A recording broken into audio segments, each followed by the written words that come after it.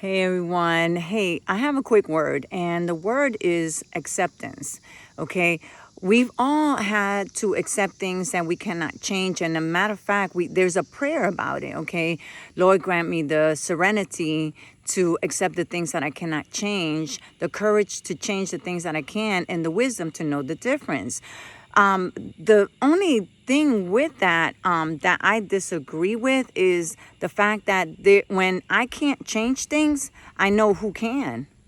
God, that's who can. Okay, there's a story in the Bible where Abraham contended with God about when God was about to destroy Sodom and Gomorrah, but his nephew Lot was in that city, and so for his sake, Abraham contended with God to please, if there's 50 righteous people there, would you destroy a whole city with 50 righteous people in there?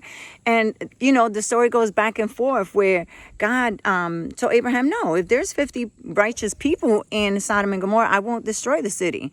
But God went ahead with his plan to destroy the city. Then Abraham recounted. He said, well, wait a minute. If there's 25 righteous people there, obviously, God didn't find 50 righteous people there. So Abraham lowered the number. If there's 25 righteous people there, will you destroy the whole city with 25 righteous people there? And God said, no, of course not. I'm not going to destroy a city with 25 righteous people. But he went on to continue with his plan because obviously there weren't 25 righteous people in there. I mean, Abraham went all the way down, okay? And each of those times, God was accepting of Abraham's prayer. So what do I mean by that? Okay. Abraham went all the way down to there was one righteous person. If there's one righteous person, Lord, will you destroy a city? Because he was concerned about his nephew Lot and his family. Okay.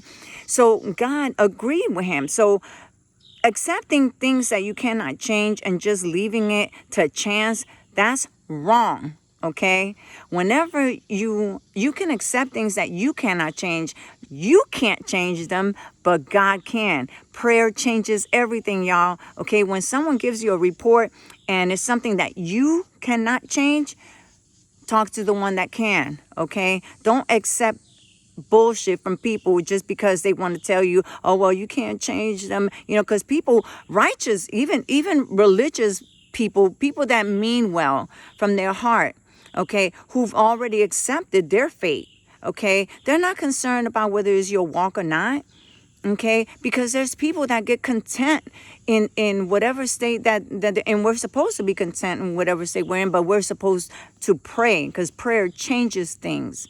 Okay, so not accepting defeat just because you can't do anything about it yourself. You know one that can.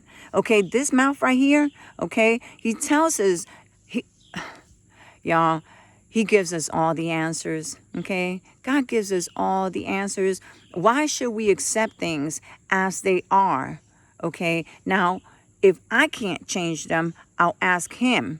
Okay, now it's up to God. I mean, because he knows better than I. Okay, and then I accept what he says, not what people say. Not what people tell me I need to accept and what people tell me I need to be okay with.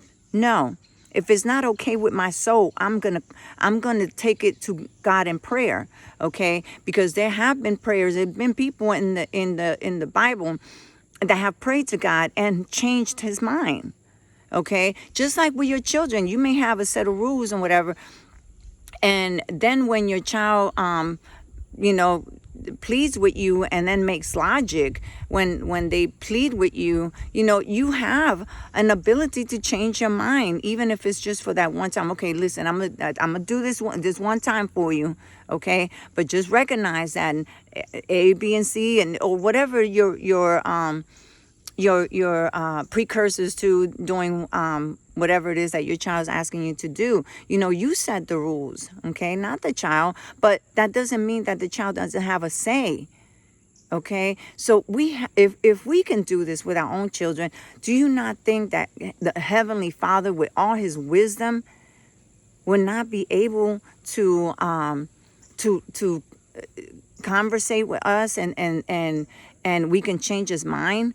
Now, I'm not saying that that's one thing that you need to do all the time, because God is God. I mean, he don't have to change his mind. I'm the parent. I don't have to change my mind. The rules are the rules. You know the rules. Okay, your children know how to understand, how they know who you are. They weren't born yesterday, because otherwise they wouldn't have those issues. But when your child's been with you long enough, they know what the house rules are. They know what they should and should not do. Okay, so but then there are times when they can get you to change your mind.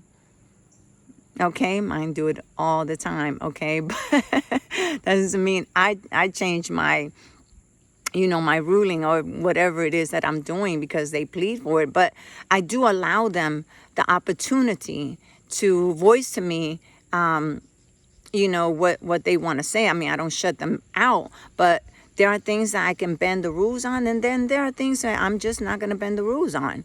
Okay, and they have to accept that. But would I hear their plea? Of course I would, So that's what I'm saying. We don't accept things just because people are telling you that you need to accept them. No, okay? If it's not right with your soul, then you go straight to the Father and ask him